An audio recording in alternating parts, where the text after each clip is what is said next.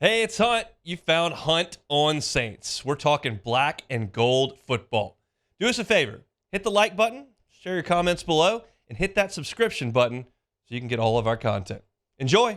We're going to start with the New Orleans Saints here on this Tuesday. Dennis Allen met with reporters earlier yesterday and kind of went over the autopsy of the Saints' season opening win against the Titans, and it started with some thoughts on the injury front from Sunday.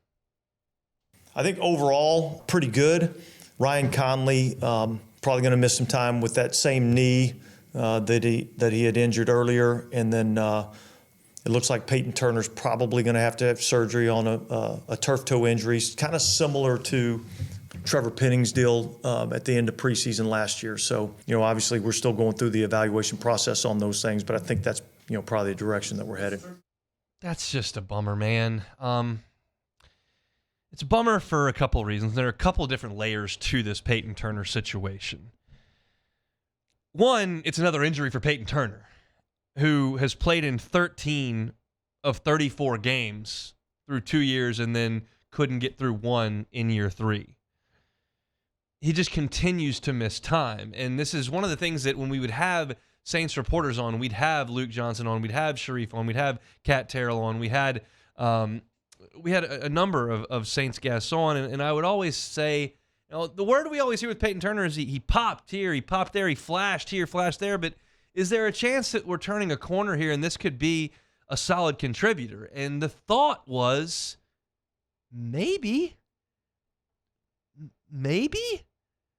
Like there was genuine optimism there, and all of a sudden you look up and, well, you're going to miss him for a significant amount of time, which is a huge bummer for Payton Turner and for the Saints. Now, Payton Turner had not won a starting spot. Of course, Cam Jordan on one side, and Carl Granderson is your starting defensive end on the other side. And those two are solid.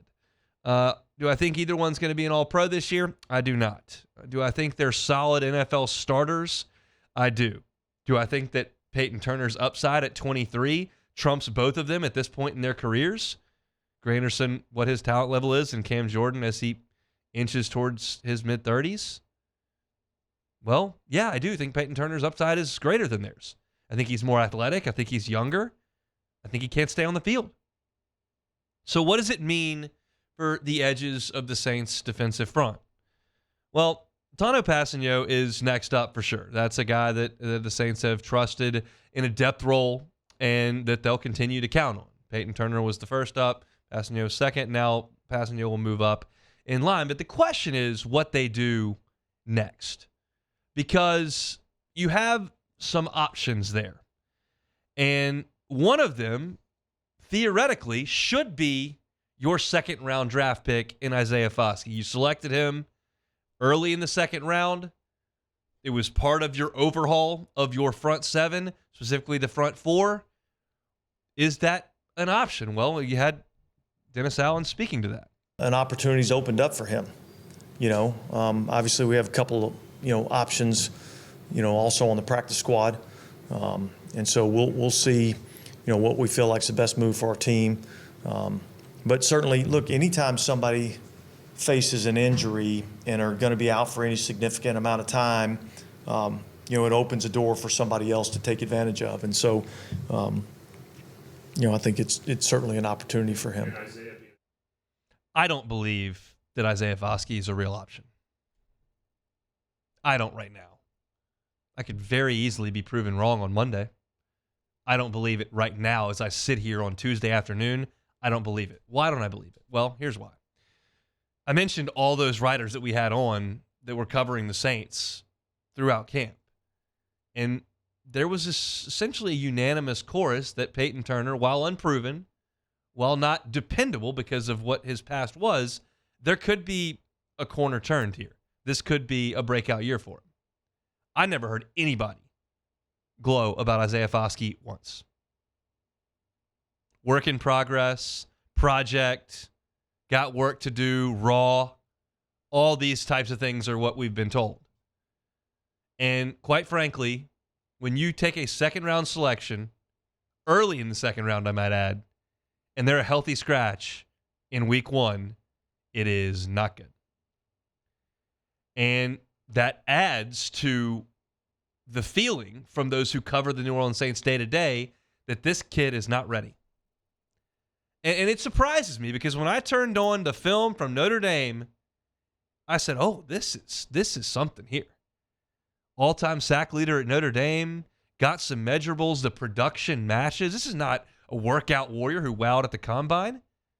This is a guy who on the field was great, and his measurables are good. This is a really nice pick. And he shows up in camp and cannot do anything.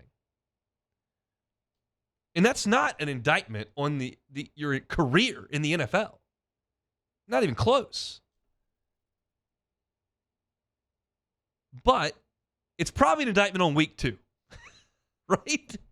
If everybody watches camp in the preseason and says, I don't think he's ready, and then in week 1, the organization says, well, he's not ready, in week 2, that doesn't sound great to me. Now, Dennis Allen mentioned that there are options on the practice squad. Kyle Phillips and Nico Lalos are those two options at defensive end on the practice squad. Kyle Phillips played in 29 games for the New York Jets. Over those 29 games, 68 tackles, 2.5 sacks, 12 TFLs. He was a rotational piece that added depth for the Jets, but he's played over the course of 3 seasons. Lalos, XFL find, led the NFL in sacks in the preseason with 4. You remember the breakout preseason performance that he had in the second half? They wanted to keep him around. Now, there are rules with the practice squad, and you can only elevate 3 times. And because Turner is going to be out for some time, maybe this is one time where you are going to assign somebody from the practice squad and keep them on that active roster on game day. I feel like Kyle Phillips, to me, feels like a safer option than going with Isaiah Foskey, who I just haven't heard any positives about. If Isaiah Foskey was not this year's second-round pick and he was last year's sixth-round pick or an undrafted free agent, he wouldn't be on the team, best I can tell. And once again, I'm not writing off Foskey's black and gold career. I'm writing off Monday night. I'm writing off him as a significant contributor in the absence of Payton Turner over the next 2 months.